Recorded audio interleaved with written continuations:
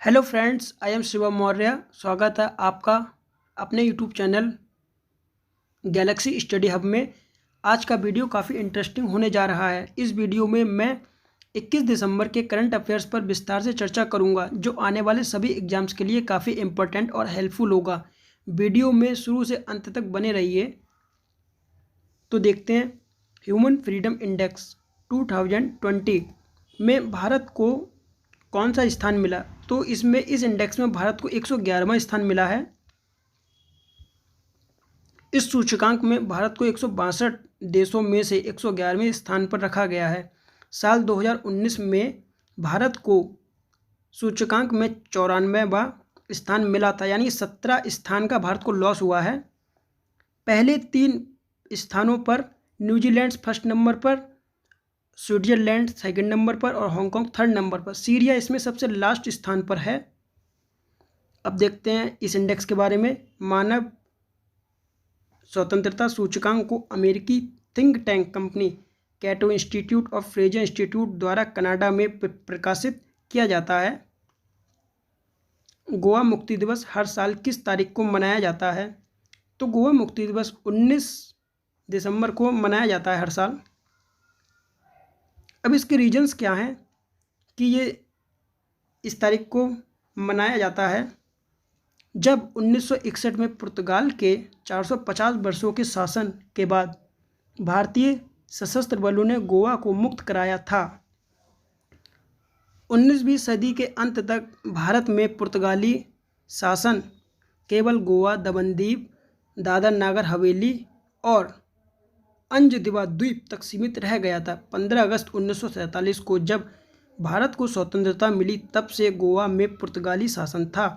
18 दिसंबर 1961 से 36 घंटे तक सैन्य अभियान ऑपरेशन विजय चलाया गया, काफ़ी इम्पोर्टेंट है, जिसमें भारतीय नौसेना, भारतीय वायुसेना, भारतीय सेना के हमले शामिल थे। तो इस तरीके से काफ़ी इम्पोर्टेंट है ये। देखते हैं अगला क्वेश्चन। यूएनईपी द्वारा किसे young champions of the earth चुना गया, जो भारत से संबंधित है। विद्युत मोहन इसका आंसर होगा।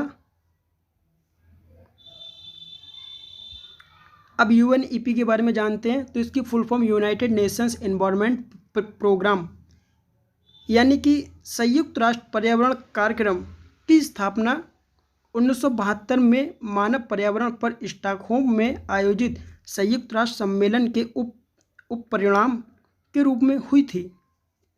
इस संगठन का उद्देश्य मानव पर्यावरण को प्रभावित करने वाले सभी मामलों में अंतर्राष्ट्रीय सहयोग को बढ़ाना और पर्यावरण संबंधी जानकारी का संग्रहण, मूल्यांकन और पारस्परिक आदान प्रदान करना है। इसका मुख्यालय हेडक्वार्टर नैरोबी, केन्या में है।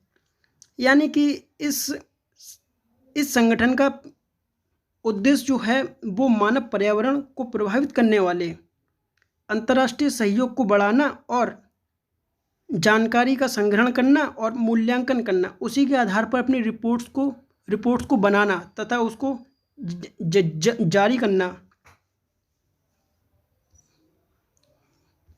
अब जानते हैं विद्युत मोहन के बारे में। भारत के युवा इंजीनियर विद्युत मोहन को संयुक्त राष्ट्र पर्यावरण कार्यक्रम का young champion of the earth 2020 चुना गया। विद्युत मोहन ने एक ऐसी तकनीक बनाई जिसके जरिए खेतीबाड़ी के कूड़े करकट को पर्यावरण अनुकूल ईंधन में बदला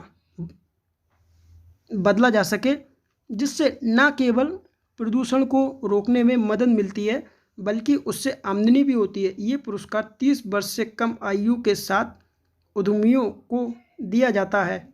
अब ऐसा नहीं है कि इन्हीं को मिला, इन्हीं के साथ 6 को और मिला है। तो ये हमारे लिए इम्पोर्टेंट इसलिए है क्योंकि इंडिया से बिलोंग करते हैं। ये क्वेश्चन इसलिए इम्पोर्टेंट है हमारे लिए। सीएएस ने मॉरिशस की किस बैडमिंटन खिलाड़ी पर 2 साल का बैन लगाया। तो ये कैट जेसिका फुकने पर 2 साल का बैन लगा है। इसकी फुल फॉर्म अब ये बैन सीएएस ने लगाया, तो इसकी फुल फॉर्म है court of arbitration for sports ने मॉरिशस की बैडमिंटन खिलाड़ी कैट जेसिका फुकने पर डोपिंग नियमों के उल्लंघन का दोषी पाए जाने पर 2 साल का प्रतिबंध लगा दिया है। Court of arbitration for sports के अध्यक्ष हैं जॉन कोट्स। इसका मुख्यालय है लुसाने, स्विट्जरलैंड में। उत्तर प्रदेश में 5,850 करोड़ रुपए के निवेश से कहाँ मेगा लेदर पार्क स्थापित किया जा रहा है? तो ये कानपुर शहर में किया जा रहा है। कानपुर में इस मेगा लेदर क्लस्टर के साथ उत्तर प्रदेश लेदर पार्क स्थापित करने वाला देश का पहला राज्य बन जाएगा। चमड़े के पार्क को प्रदूषण पर नियंत्रण रखने के लिए इसमें एक अपशिष्ट उपचार संयंत्र भी स्थापित किया जाएगा। पार्क में इकाइयां स्थापित करने के लिए निवेशकों को 4,000 वर्ग मीटर से लेकर 10,000 वर्ग मीटर तक की औद्योगिक भूखंड उपलब्ध कराया जाएगा। अब उत्तर प्रदेश के बारे में चर्चा करते हैं। तो उत्तर प्रदेश के सीएम श्री योगी आदित्यनाथ जी हैं और राज्यपाल यहाँ की श्री आनंदीबेन पटेल जी हैं। उत्तर प्रदेश की सीमा 8 राज्यों से और एक देश से और एक केंद्र शासित प्रदेश से मिलती है।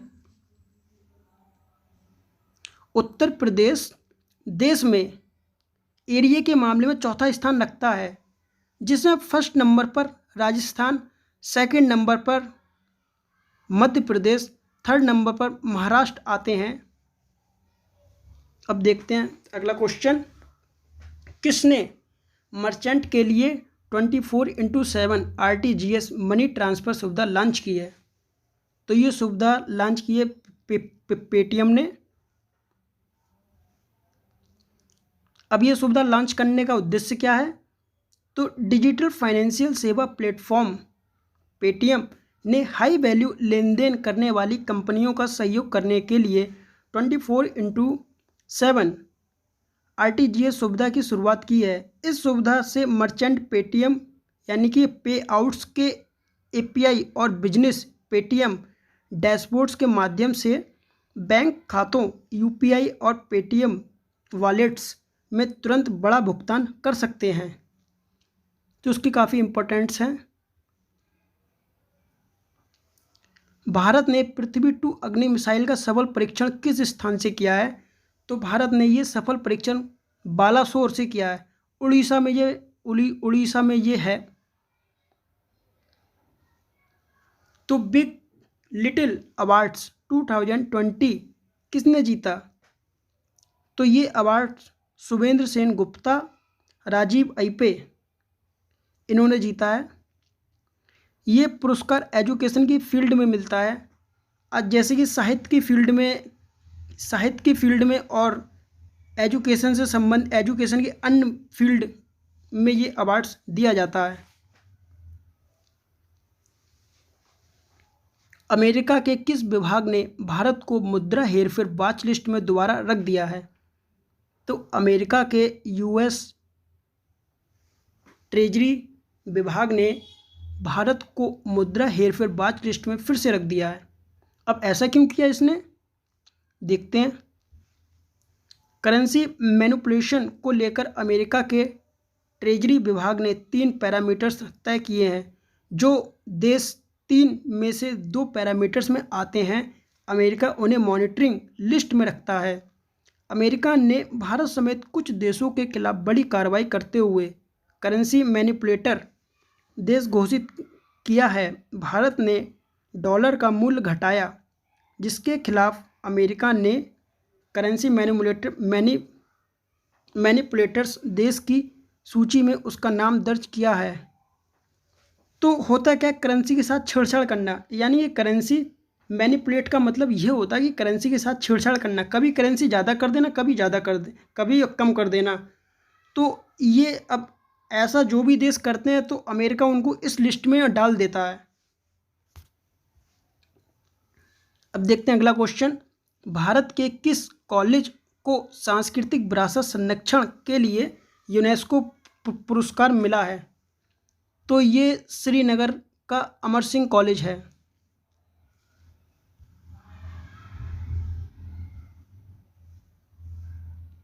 देख सकते हैं जम्मू कश्मीर के वर्तमान उपराज्यपाल यानी कि लेफ्टिनेंट। श्री मनोज सिन्हा इस टाइम वहाँ के उपराज्यपाल हैं, काफ़ी इंपॉर्टेंट है हमारे लिए। जम्मू कश्मीर के डीजीपी श्री शेषपाल वैद यानी कि एसपी वैद, जम्मू कश्मीर के पहले उपराज्यपाल, ये बहुत इंपॉर्टेंट है। गिरीश चंद्र मुर्मू, एग्जाम की दृष्टि से काफ़ी इंपॉर्टेंट है। गृह मंत्रालय ने किसे बिहार का डीजीपी घोषित किया है? संजीव कुमार सिंघल को गृह मंत्रालय ने बिहार का डीजीपी घोषित किया है, देख सकते हैं आप।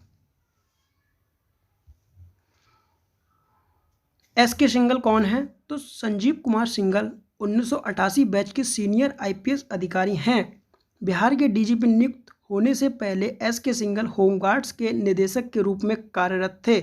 जब 1987 बैच के आईपीएस रहे गुप्तेश्वर पांडे ने स्वैच्छिक डीआरएस ले लिया था, तब एसके सिंघल को बिहार सरकार ने डीजीपी का अतिरिक्त प्रभार सौंपा गया था।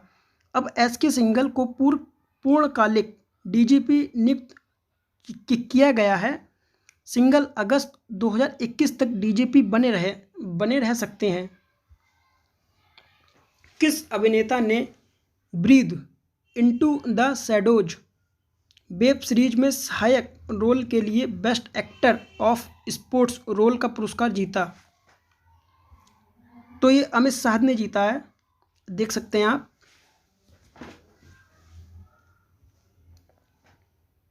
फ्लिक्स फिल्मफेयर ओटीटी अवार्ड्स 2020, ये आयोजन ओटीटी प्लेटफॉर्म्स के जरिए ऑडियंस का दिल जीतने वाले कलाकार, डायरेक्टर्स, राइटर्स, स्क्रिप्ट राइटर्स, फिल्में और वेब सीरीज के प्रोत्साहन के लिए किया गया। इस आयोजन में अमित शाह को बेस्ट सपोर्टिंग एक्टर के अवार्ड से सम्मानित किया गया। अब देखते हैं नेक्स्ट क्वेश्चन। भारत के किस बॉक्सिंग खिलाड़ी ने जर्मनी में चल रहे बॉक्सिंग विश्व कप में स्वर्ण पदक जीता? तो ये स्वर्ण पदक जीता अमित पंघाल ने। इन्होंने बॉक्सिंग विश्व कप में स्वर्ण पदक जीता है। चूँकि ये चैंपियनशिप अभी जारी है, तो आने वाले टाइम में जो भी इससे करंट अफेयर्स बनेगा उस पर हम डिस्कस करेंगे। अगर वीडियो पसंद आया हो तो लाइक एंड सब्सक्राइब कीजिए और कमेंट करके बताइए कि आपको ये वीडियो कैसा लगा, तथा वीडियो अपने दोस्तों को भी शेयर कीजिए ताकि उन्हें इसका लाभ मिल सके। Thank you.